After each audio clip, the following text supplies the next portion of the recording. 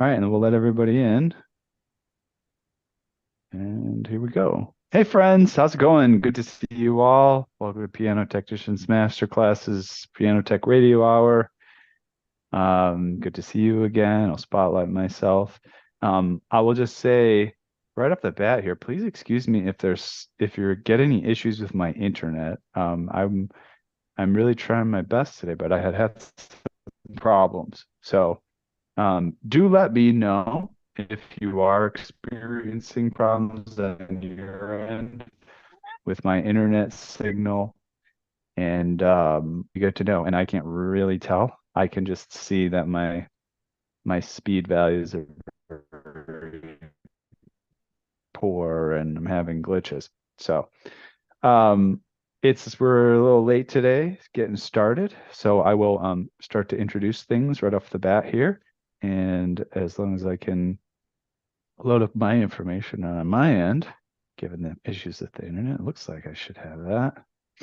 Um, so welcome to Piano Tech Radio Hour.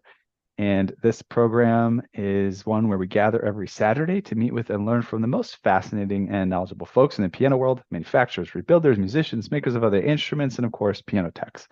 Our mutual goal is to become better at our craft, to help each other, and to create an ever more musical world together. Piano Tech Radio Hour is brought to you by Piano Technicians Masterclasses, an online learning resource that brings you cutting-edge instruction from piano industry masters without leaving your home. Find out more at pianotechniciansmasterclass.com. Subscribe to this program radio hour for just $16 a month. Get direct access to each week's private Zoom call, as well as the archival recordings of over 200 episodes in our member area. You can join PTRH at bit.ly/join PTRH, bit.ly/join PTRH. Also, want to give you guys some plugs for some other important information very quickly. Make sure to check out the podcast, pianotechradio.com. If you've been listening to it, if you're a subscriber, you may have noticed we haven't put out an episode for a little bit, just because we've been recalibrating our processes behind the scenes. But we will start to release episodes pretty soon again, and actually at a pretty rapid clip. We'll release some episodes daily for a little while. So keep an eye out for lots of more great content. We'll be reaching back in the archives about 2 years, and then also reaching back about a month. Just going to check in and make sure you guys can all hear me. I'm not seeing any problems. I just saw issue on my end, but I think we're still rolling.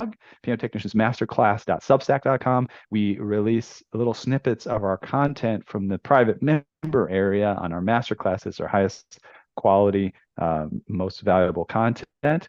And we create articles around that, give you some really useful information, give you a taste of what's behind the scenes. So if you want to learn more, you can dive in feeling fully educated. You can also make sure to follow us on social media at Piano Tech Masterclasses, Facebook, Instagram, LinkedIn, Twitter, and also we just did our final mile masterclass with Eric Johnson on May 16th. We focused on the highest level performance possible out of your piano. You can watch it now in the member area. You can sign up at bit.ly/PTM EJ24, PTM-EJ24. And then, of course, we have a online summit, a one-day micro convention that we're going to be doing in June on the 20th with 3 great lecturers and some surprises as well, some surprise content as well as part of that. So make sure you sign up for that. We can talk more about that later. Maybe don't want to waste too much time before we get into introducing today's guest. So today's episode features Alexander Schwarzkopf. Alexander, he's from Colorado Springs, Colorado, where he was raised in a family of artists. His father's an architect, prolific string player from Stuttgart, Germany. His mother was an actress and professional puppeteer. Alexander's first performing in public was at age of 8, and he became a scholarship student in piano at Colorado College at the age of 12. He has since competed and performed in the United States, Germany, Italy, and the former Yugoslavia. Alexander's doctoral research resulted in the publication of a structural analysis for performers, Falco Steinbach's figures. 17 choreographic etudes for piano, 2006, and has led to numerous performances and discussions of Steinbach's work, including featuring in 2 performances series in Germany in 2012, giving workshops during the Internationales Clavier Festival, and presenting a lecture and demonstration and performance for the Oregon Music Teachers Association. In 2011, he also recorded an interview and selections of etudes by Steinbach and Chopin for a broadcast of his local NPR station. He's a composer, a performer, premiering his works in the US, Germany, and is also an advocate and commissioner of new music. Currently, in addition to performing and composing, he teaches private piano lessons, facilitates music exploration with children at the University of Oregon Spencer View Co-op Family Center in Eugene, Oregon, where he lives with his family, including his cat Maya. I don't know if maybe we'll bring Maya on as a guest star. We didn't talk about that, but I know there's even more stuff we may talk about today that I didn't really allude to in the bio. But Alexander, welcome to the show. How are you doing today? Thank you. Great. How are you doing today? I'm doing very good. Aside from the technical difficulties. Yeah, yeah.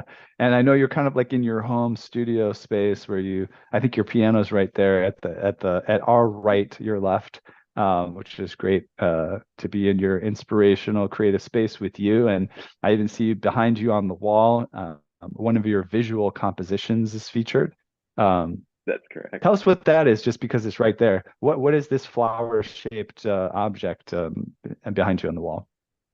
In 2022, well, so to start with, I have been a featured guest performer and composer for the Macrocosmos Project Festival in Portland, which is it was conceived as a contemporary music festival.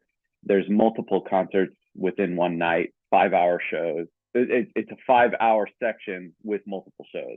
And so the first year we performed all the 3 books of the Macrocosmos by George Crumb. And this year, actually, we're doing all 4 books of the Macrocosmos as the 10th anniversary of the festival. So it's an outstanding experience. It is one of the premier festivals I've ever played for. The feeling, the movement of the audience, the freedom of moving and experiencing the music from multiple angles throughout the night is just perfect, because you don't ask people to sit still. Anyway, but they do most of the time. So this work originated in 2022 at the request and invitation of the co-directors Stephanie Ho and Sar Ahuvia, to compose a work in honor of George Crumb as he passed that year. And so I wrote a piece that I initially thought there has to be, well, it's very difficult to write something in homage to a composer of such great innovation. And so what do we do? But I figured that part of my composition would have to be a visual score, because every 4th piece in the Macrocosmos is a symbol. And so he composes works in the shapes of everything from peace signs to interlocking circle figures. One that I play is called the Magic Circle of Infinity. The music's written in a circle. Very difficult to play. You have to memorize these things. So I wrote this piece with this notion that I was going to put it onto a form, a visual score, but hadn't had the idea yet. So once I drew it, it emerges from interlocking infinity loops. One goes from the inside of the circle to the outside, and then the next one goes on the outside limb. So there's a lot going on here. 86 turns. By the way, I'm joining now on my phone here. I'm pulling a little audible just because, man, this internet issue at my house is a serious That's deal. Okay. Let me get myself. Where am I? Ethan Jamie, host me. Okay, that's me. I guess I'm the host now. What else do I need to make sure I'm spotlighted? Add spotlight. Okay. Thank you. Thank you for that. You can see me and hear me okay right now? Yeah. Okay. All right. Phone version. I caught most of that, and also you and I discussed it earlier. So Yeah. And so anyway, the piece itself is composed onto that form. and that's the gist of it. I have a very nice written out version that I play, and that movement I memorized pretty quickly, so that's actually not a problem. I could play it with this in front of me now, but it would be a little difficult to follow. So anyway, yeah. Tell us. So I'd always love to get some background on the guests, but I'm kind of encouraged or inspired to dive into some of this overlap with piano technology before we even go there. So we had a kind of a pre-interview conversation, and it was fascinating. I asked you, hey, we're going to be on a show in front of a lot of piano technicians. Do you have any interesting overlaps there? And you jumped, chomping at the bit. You had some very interesting collaborations with piano technicians and pianos and things like that. So dive into this. Tell me what's been your experience being a performer and working with piano technicians. Well, I was actually thinking about this, that, one of the first initial experiences I had was when I was around 11 or so. The instrument I grew up working with was not really great, as most can say. I had worked a long time before I got a really good instrument to work with. But that particular piano had some super flimsy action and all this stuff. And so it was a baby grand, but it was sort of cobbled together, and it wasn't a really great instrument. So one of the things that happened when I got my debut performance at the Fine Arts Center was I played a concert grand, a Steinway concert grand, and I thought, there are some problems here. The weight of the keys, like there's a whole different mechanism that's at play here. And so I talked to the tuner together with my dad, and he placed weights underneath the keys, and it didn't really solve that. We ended up taking them out later, but it is an interesting thing that's how soon it started, because I always viewed it. My father is a trained luthier, so he initiated this idea that when an instrument needs work, you talk to an expert and get the work done, right? And so I was always watching him in his shop and everything else that goes into that, building and repairing instruments. But he doesn't do anything with piano. It's all stringed instruments. And fast forward many, many years, I met one of my closest colleagues in undergrad, and he's a premier technician and tuner in Colorado named David Hebert. And I collaborated with him on the recording for Centaur Records. And we hadn't worked together for years, but the resources, the resource in the technician to me is just immeasurable. What we did was we reacquainted ourselves together basically at 1 o'clock in the morning in the practice room. He was working on all their instruments as part of his help pay for school plan. And he was also doing his apprenticeship at the time. So I learned a lot about instruments, but I also learned that once he was done voicing an instrument, he'd ask me to play something. So I'd always go in and play some elaborate Chopin etude or something that really tested the whole breadth of the sonority and everything, and plus the action, and how quickly he could affect little changes and things like that. Again, fast forward a few years to when we collaborated for the recording, you have things that are possible already just because of the nature of the instrument I was working with. At that point, it was a Blüthner Model 1, and the resonant qualities, just this profound piano to start with.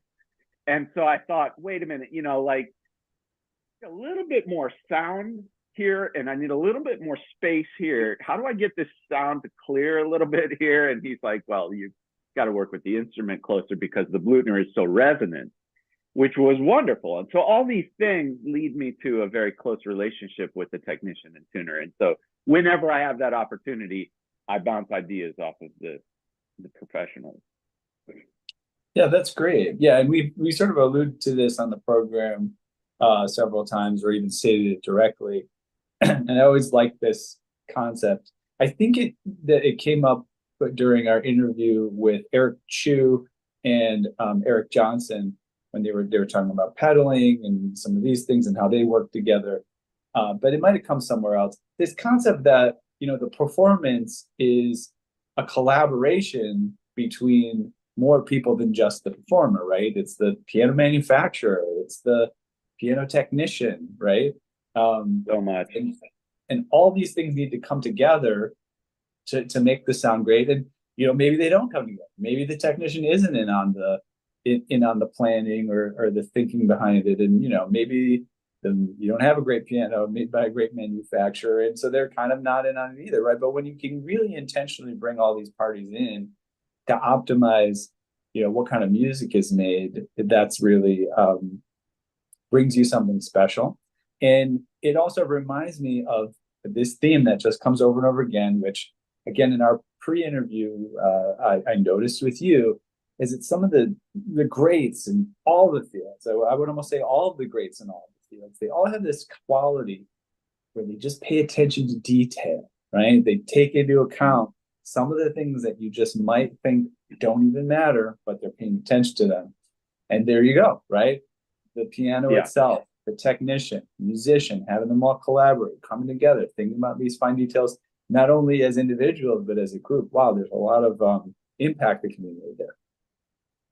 There's an interesting part of my training when I was doing a lot of improvising and I'm playing a lot of jazz in undergrad, that quite a number of years ago, but I worked very closely with a bassist who was both an extraordinary guitarist and teacher and musician and had just so much experience. But one of the very key things was learning to tune a band and learning to understand how to listen to when somebody's matching your pitch. Where is that curve and when is it aligning? And I tell you, when you learn to play collaboratively and chamber music per se, when you go then and play solo, you are listening to everything a lot more closely. And the interaction of sounds on the type of music I play primarily now is so high and so tight, the frequencies, no matter how quietly or loud and how dissonant or sparse, it's imperative that you listen to how those sounds interact and everything from the movement that you create the sound with. So the movement and all the sound, it's all originating here, and then going from there. So, and it brings me to this one exercise that we always think about. When I have a student in the studio, especially one that can really hear, I ask them to walk across the room and play one pitch, and then ask them to tell me when they hear the end of the pitch. And it's a game I learned from the great Heinrich Neuhaus, who supposedly gave that as an exercise when he was auditioning two of the greatest pianists of the 20th century. And it's a fascinating thing to understand where and how far that resonant quality and wavelength goes. So to truly listen to that when you're playing takes time. It necessitates adjusting tempos, all of that, of course, for the action of the instrument as well. But those resonant qualities, those are what should be dictating how we play. And therefore, you can never play the same way twice, and especially not when you're playing a different instrument. So when we have the opportunity in a recording session with the same instrument on such delicate, finely tuned sounds, and I have a technician there with me who's really biting at the bit to make sure this instrument is just on point, I'm all ears. Yeah. Now, is the piece that we're talking about now, the one where you collaborate with technician, is that the one that you just shared with me potentially to play, or is that a different one? I said the one I'm thinking of, the YouTube link that you just showed me. Is that Energy? Yeah, is that collaboration or is that different? That's different, but that is actually a very interesting one. That's a house concert series in North Carolina, and the gentleman that I work with closely there, he is an organ builder and a very fine technician and tuner himself. And that's a late 19th century Knabe, wonderful piano. I mean, I've played everything from Brahms' piano trio in B major, everything, Beethoven, Appassionata, Waldstein, all the way up to the most contemporary stuff, Shevsky, George Crumb, everything. And the response on that instrument is amazing. the clarity of the sonorities and stuff, especially in the bass register. And so that particular piano and that particular situation, it's again very unique. But that particular place, he prefers a kind of Victorian temperament, and we've talked about this a number of times. And it's interesting how those very, very slight things can make some of that music feel a little bit different.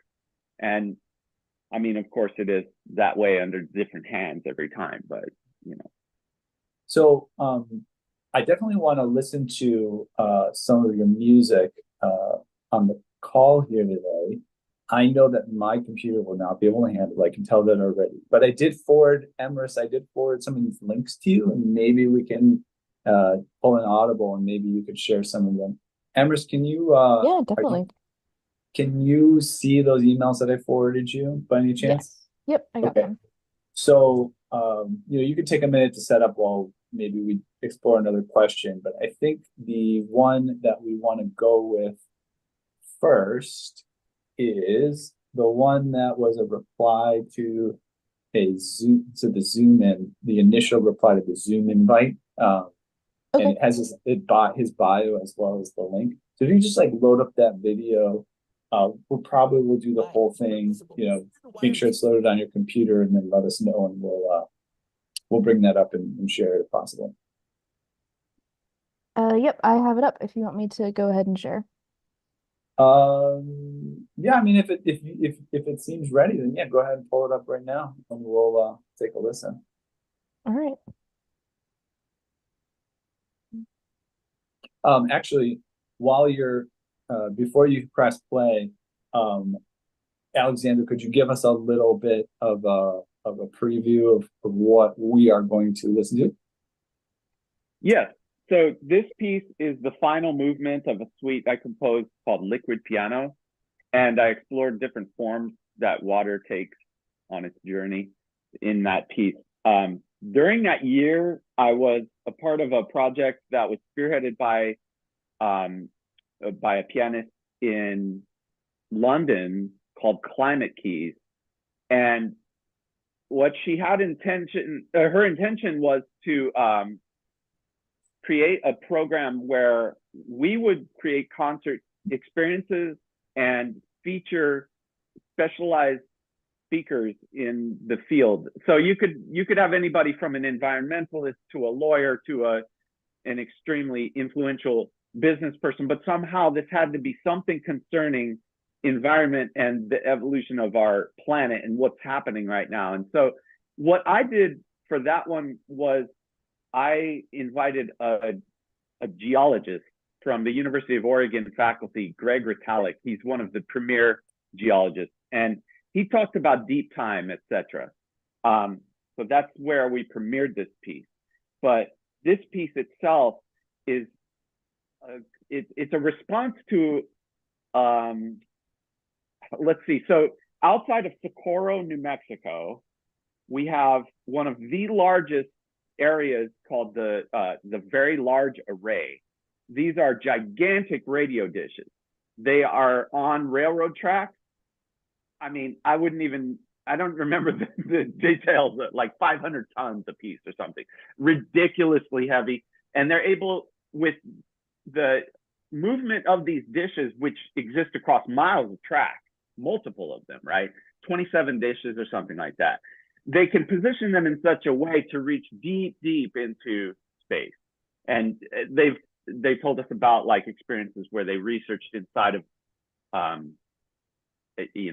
black holes and such. It's far beyond my range of understanding. So what I did was use my imagination and go deep into this thing. And I created a composition that is, let me grab this really quick here. Yeah, sure. And I'll check in, Emrys, just to check in with Emrys. You shared your audio when you did the screen share option, right? Yes. Okay, great. Just want to make sure. I created this piece of art. Oh wait, let's unshare your screen real quick, Emrys, so we can see what he's showing. There you go. So this is a piece of art that I just used I think that I was sitting in the car by the seaside back in Oregon, and I had this idea that I wanted to start this piece from the center, and I wanted it to look like it was something of an explosion of idea and representing this contacting of radio signals and all this stuff. And so I started from the middle point D on the piano, and each of the lines goes up, and you read it clockwise. So they go up, and as you go around, you'll start going down the piano. So on the piano, you either go up or down, right or left. But at the same time, I wanted something a little bit more multidimensional than that. And so once you make your way around the entire thing, you arrive back at the beginning. So at the middle point, it's a flat line, basically, and it's a lot of like very close chromatic. And then it starts to descend to follow this point down here. So anyway, that's the form of what is more or less the theme. And then from that point, I believe that there's 7 waves, and waves are sort of like transformations or variations or so. It's like a variation, continuous variation type of a concept. And they're all basically working with the same pitches in a controlled manner, like the 12-tone compositional style of Arnold Schoenberg. A little bit more loose than that, but it's using those concepts. And so I built and designed the piece out of that, but each one of those waves explores like a slightly different genre and tempo and reflection and technical exploration of those same concepts. So awesome. Yeah, we'll take a listen, and I'll just make a comment in that, yeah, like the artworks and like all the stuff that you're bringing into the equation. It's we'll talk a little bit more, and I want the audience to get to know you a little bit more, because I mean, you could look at this and be like, who is this guy? Like, what is he doing? He's writing pencils on a paper and calling it music or whatever. But oh yeah, I think if you're in the audience, you're kind of scratching your head. We're going to talk a little bit more about Alexander's, background and, where he's coming from. The guy's got perfect pitch. He has a very nuanced approach to music and, kind of sensory input. And I think my goal here is to take some of the stuff that we're looking at where it's like, we're actually a lot closer to, I think, accessing you and your intentions and where the stuff all comes from than it might seem. At least, I don't know, but we're going to get into it. But I think listening to some music is a strong part of that. So Emrys, go ahead and bring that recording back up, and we'll take a listen. Thanks for the setup there.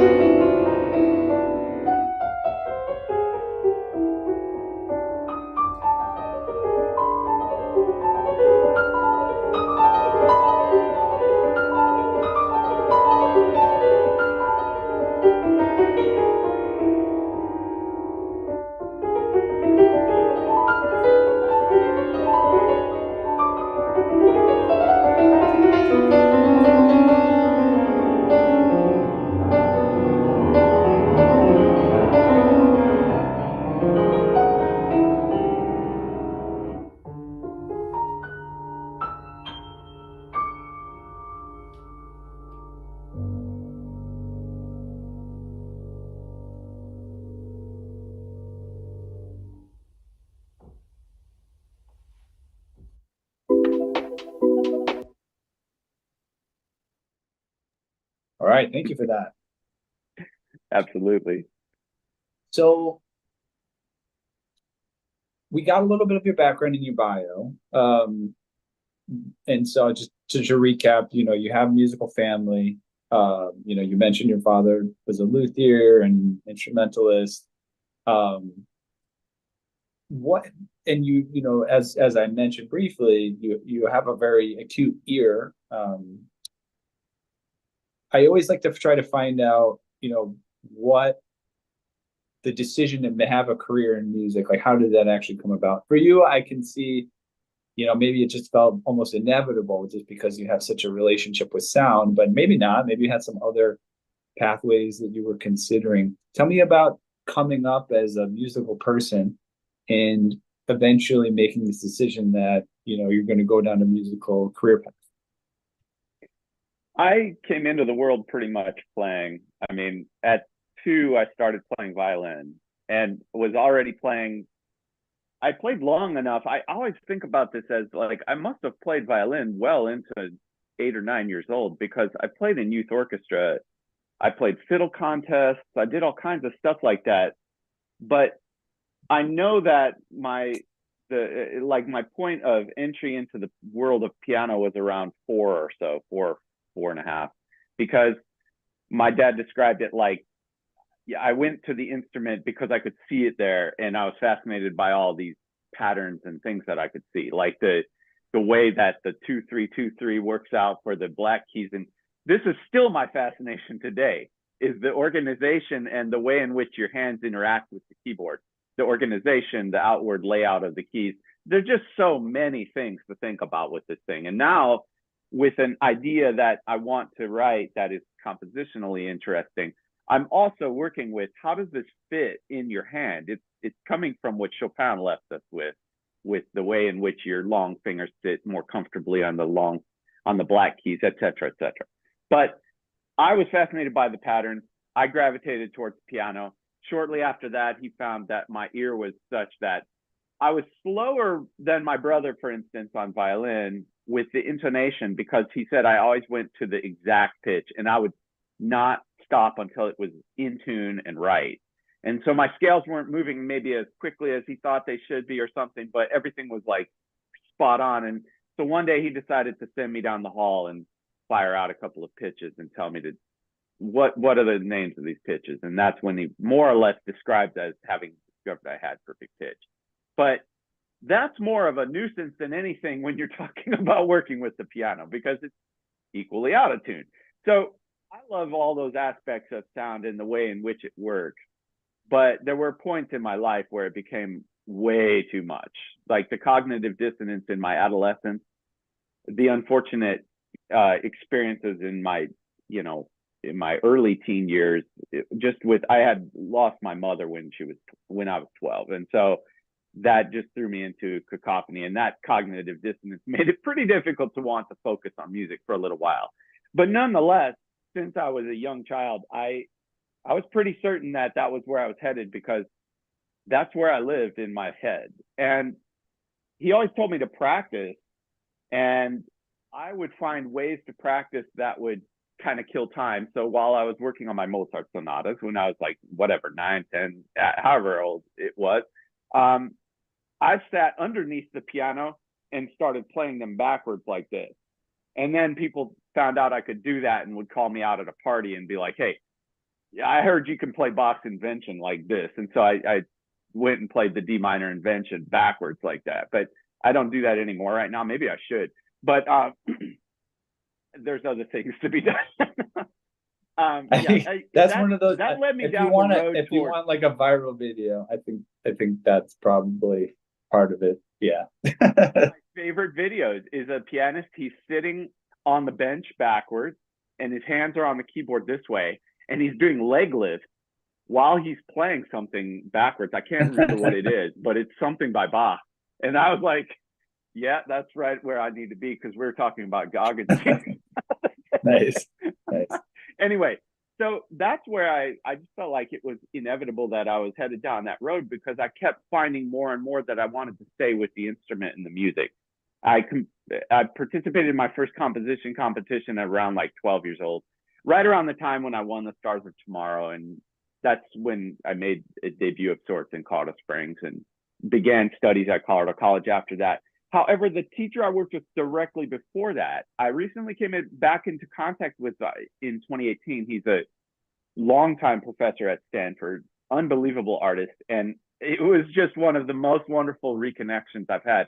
I had the great fortune of just playing for his festival there in this past August again, and it has been really wonderful to reconnect there because I mean he was in his doctoral studies and coming to Colorado Springs to teach me and maybe one other student or so during that time in my life. And so then look, you know, how the time turns. And so I wouldn't think of career per se, but I also am self-taught on accordion, and I played a lot of that music, folk music, throughout all those years as a utilitarian resource, basically to make cash from very young with my dad and my brother at big festivals and whatever. I mean, it was a lot of fun, but it's just like, you know, the accordion is like weightlifting.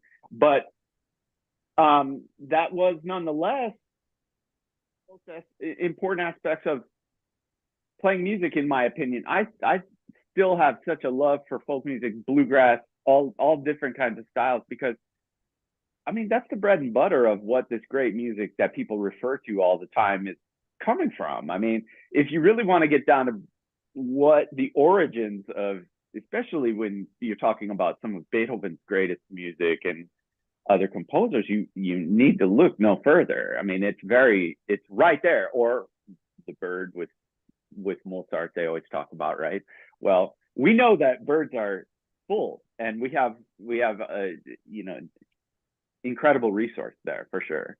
So once it became like much more clear that I was going to go on and do something with it, you know, fellowships and scholarships and a lot of practice and entering competitions, always to try to best my own possibilities, never to compete against others. That's the same way that I race as a trail runner. I mean, you know, it's about what you can achieve in this world, and I needed it. I'm an auditory human, and that's where I am. And so it's both difficult because it's imperfect, and I mean, I just had my tuner in the studio yesterday. I was like, I need this. And he's like, yeah, come on, can you wait till tomorrow? I mean, but my point is that, you know, we have to play. So sometimes the instrument is woefully out of tune, and, you know, it just, that's the way it is. And so it can't ever be determined by the quality of the piano. And the rule is that it's never the piano, it's always the pianist. So no matter what, we're going to play a different instrument almost every time. There is a lot of nerve and, you know, anxiety involved in that, especially when you're talking about playing in concert halls where you just don't know what you're going to see. And who prepared the piano, if it was prepared at all. I played a piano in Brazil, and this is nothing against anyone, but it was one of the worst instruments I've ever played. I had to play Bach Goldberg variations. I had played a lot of different, very technically demanding pieces on this piano. Every key was out of regulation. And I mean, I thought this was going to be a nightmare. It turned out to be one of my best concert experiences because I listened to every single thing more closely than I think I ever had to. Interesting. You know, when you think about playing out of the decay of the pitch, this is like, becomes very problematic when you don't know exactly what's going to happen right next door. Yeah. You're playing a scale. So yeah, it's a very fascinating thing. And that's why I have a career, I think. That's the reason why I'm still playing, is that my interest is piqued. Yeah, I've had a conversation with a handful of people about this, especially from a technician's perspective, you know, and from a musician's perspective. Yeah, the best players, whatever instrument you give them, to make music on it, you know. And yes, they'll strive to get the best instrument in the best condition they can. But once it's go time, you know, once it's performance beat, you downbeat, you got to focus on that instrument and making it the best it can be. Yeah.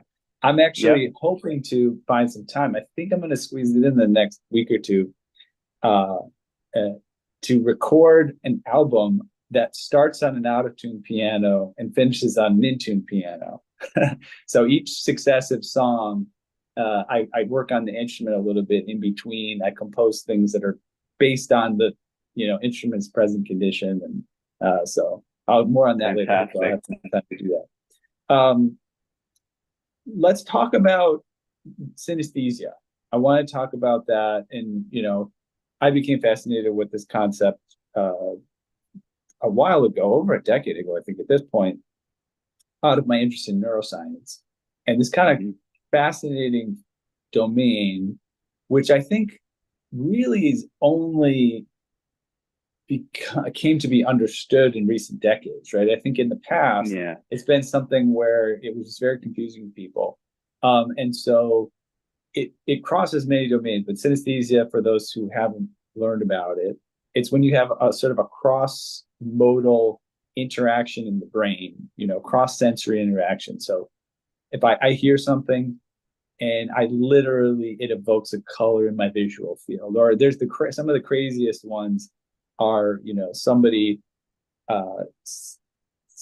tastes something and they have a color, right? Like, oh, I eat chicken and it's orange, and you're like, what the heck are you talking about? And these are real experiences that people have. And it's, they don't know exactly how it works, but you can imagine these domains in the brain have to be connected. And it's basically either increased activity or increased connections that may cause it, or a decrease of inhibition. So the brain has a mechanism to inhibit certain things from happening. Like when you're asleep, your brain inhibits you from, perceiving everything that's going on so you can still sleep. And then when you wake up, the inhibition goes away. So it could be that these domains are already connected, but in people that have these experiences, there's just less inhibition. So tell us about, I don't know how deep it goes. We didn't get too deep into it previously, but tell us about your experience, your synesthetic experiences.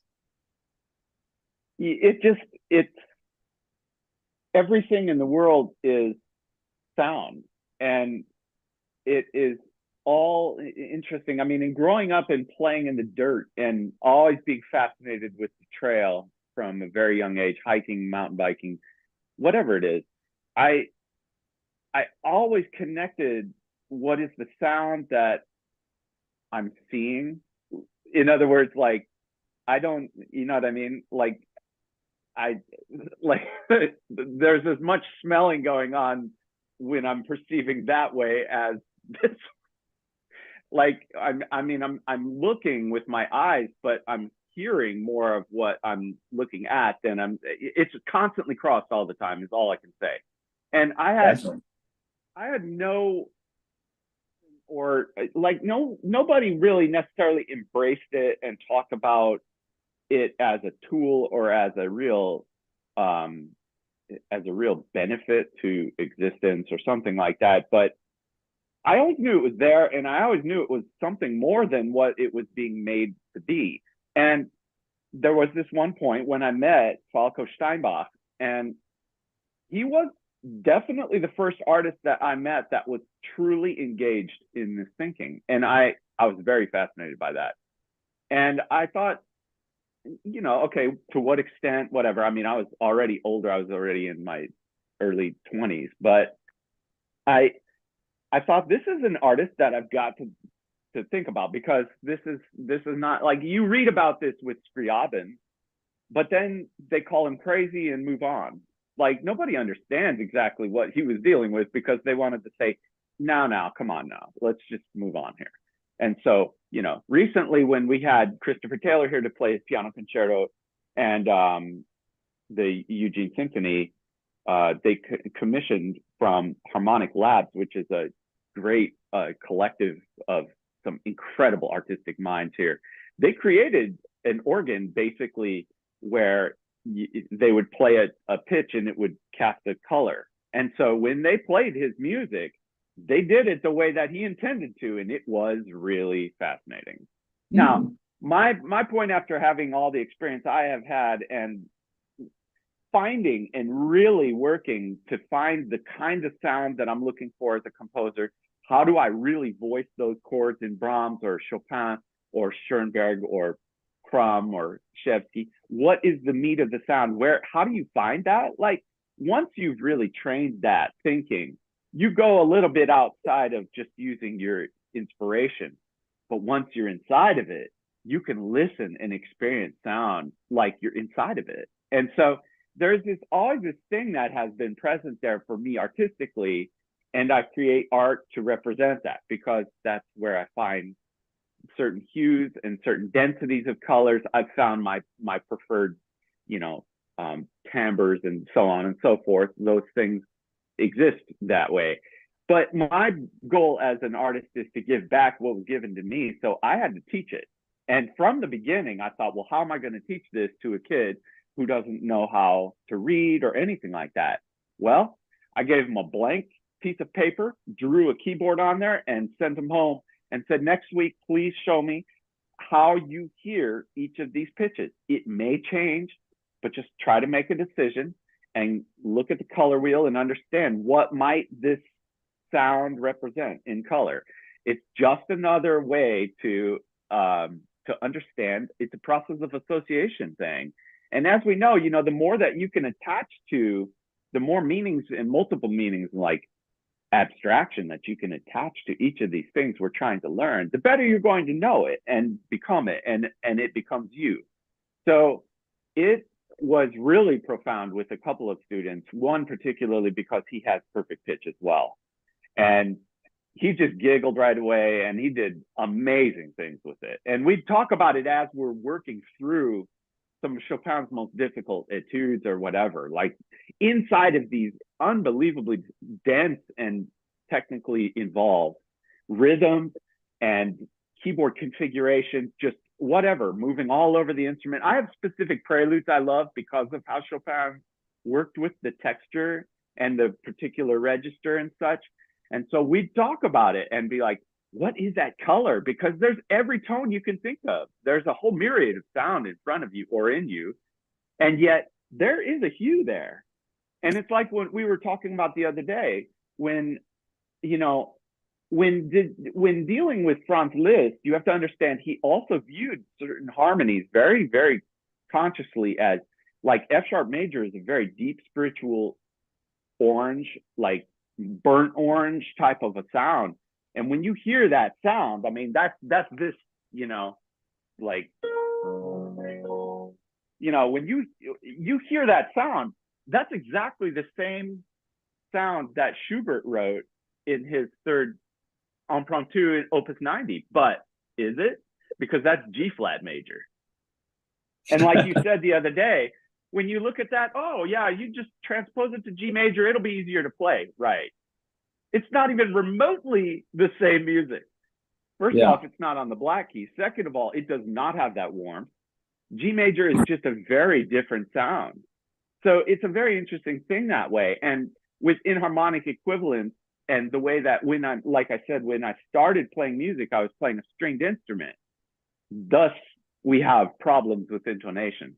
Because still to this day, when I'm rehearsing with quartets or orchestra or whatever, this is a real problem. You have to find how do you ask for what you need if you're looking for something to be in tune? Is it really just play in tune? No. There's a way that you think of the upper side of the pitch, or this, like, the leading tone has to be a little bit higher. Well, how do you explain that aside from saying just 2 cents higher? It's not like that. It's like you have to think like singers talk about this head voice or something, lifting on the face, lifting on the jaw, like feeling this lift. There's these things that happen with sound. It's just beyond the sound itself. So I represent it in art so that I can then translate that into sound. And it has brought audiences great joy. I've been told a number of years now that when they see a piece, because I develop visual artwork out of problems that I'm perceiving in the composition, or something that I'm going to work on in a composition I'm writing, and people catch on to it. It's fascinating. I'm really excited to hear this other piece that we have potentially queued up here. So Emrys, I want you to queue it up. And I think maybe we'll just listen to a portion of it or something. You can tell us what we want to hear. But yeah, so this is like taking this sort of synesthetic concept even to a different, almost like a tactile level on some cases as well, because you created a piece that is poetic, inspired by poetry, but also very like mechanically inspired by the computer keyboard and the act of writing and typing. So yeah, please explain this a little bit, and then we'll take a listen to that in a moment as well. So get that queued up. That's just that second link. Emrys, let us know if you need help finding it. Synergy. Synergy? Yeah. Yeah, synergy. Yeah, Well, go ahead. Go ahead and explain.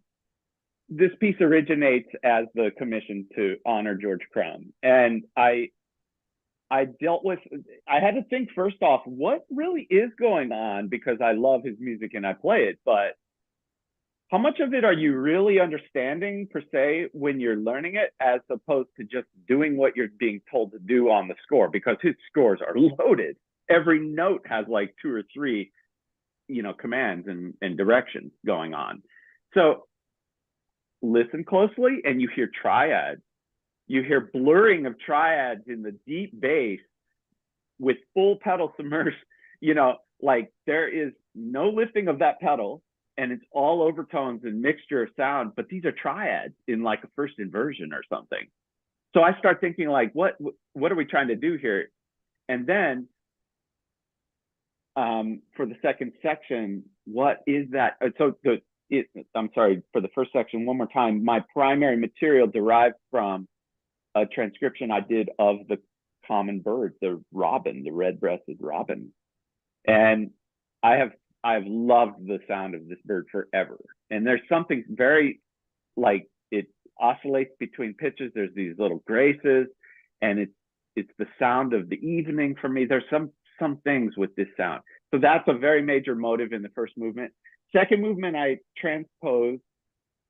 So I superimposed. I took a block of wood that was the span of 2-octave span on the piano keyboard, drew a keyboard on it, a piano keyboard, and then transposed the all the letters and symbols from the QWERTY keyboard to represent the ability to try to play the piano as a typewriter. I initially conceived it to try to play it on the toy piano, but it didn't do anything for me.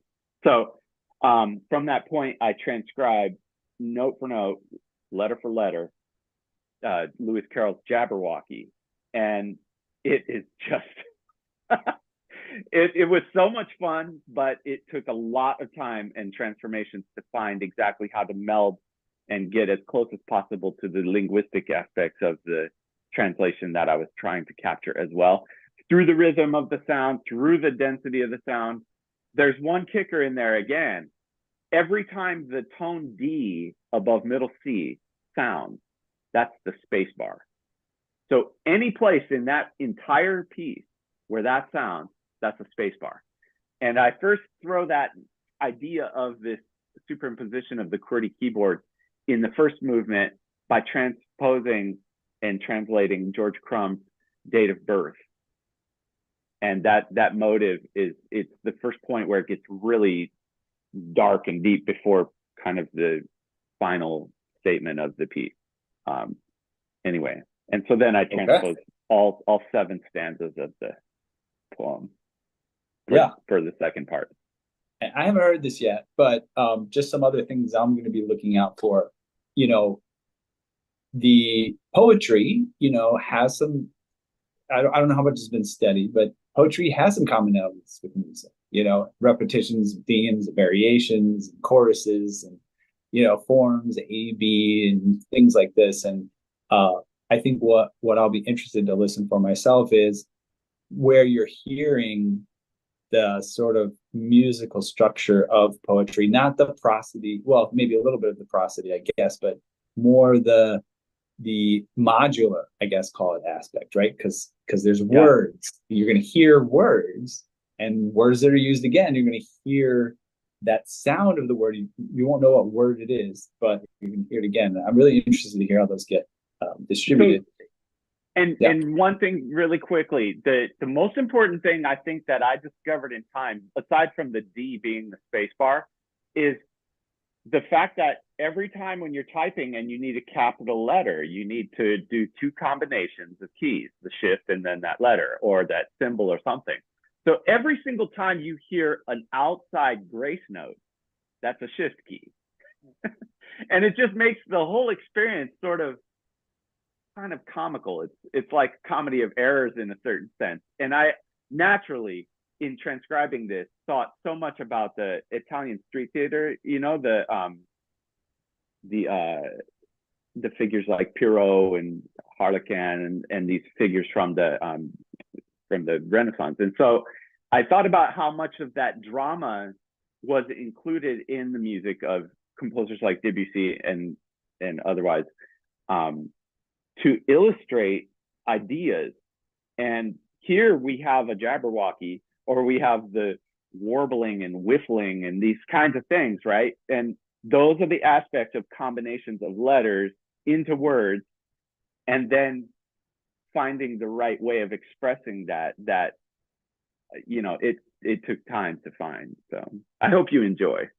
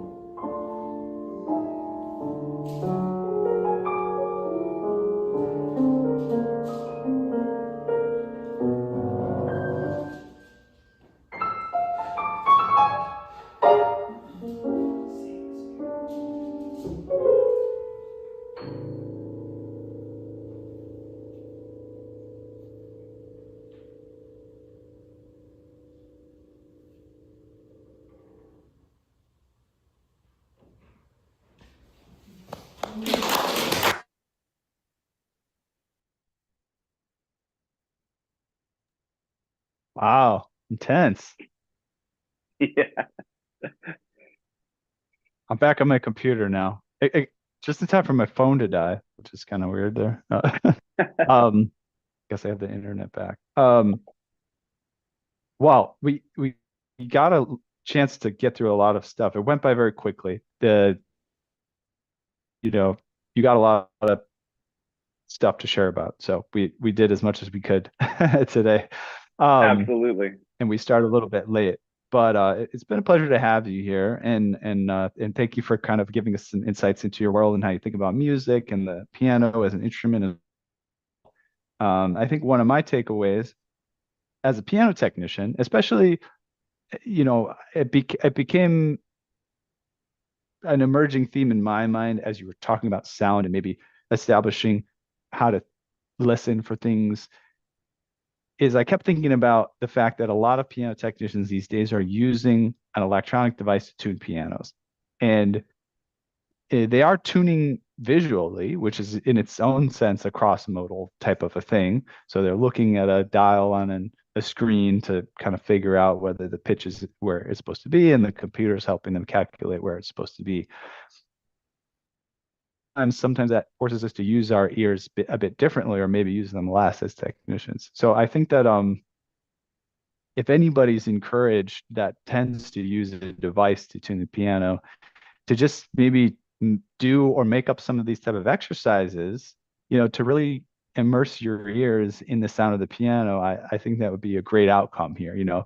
Just take out a sheet of paper and make the keyboard and listen to some notes and some chords and do some creative, coloring or whatever you want to do of associating with the sounds on the piano.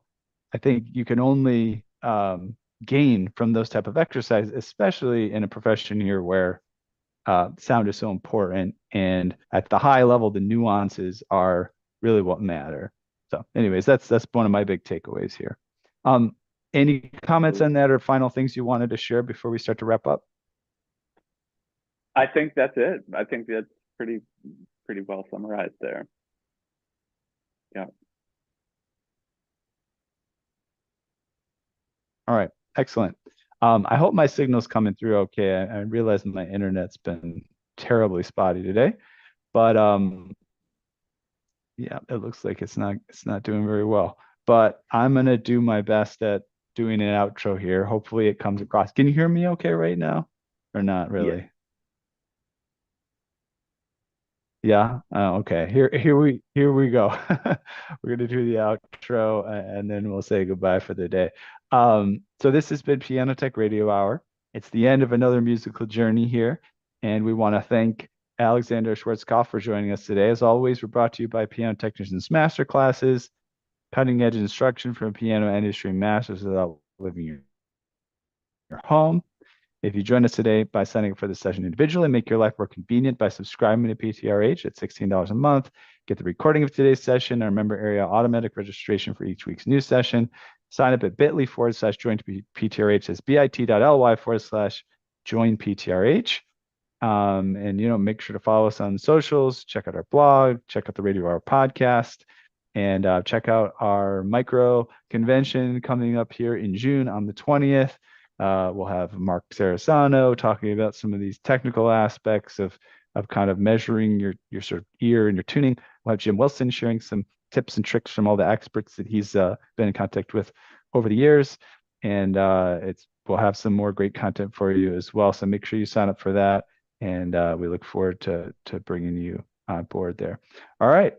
Without further ado, we'll say goodbye for the day and tune in again next week. Thank you very much. Thank See you you. guys later.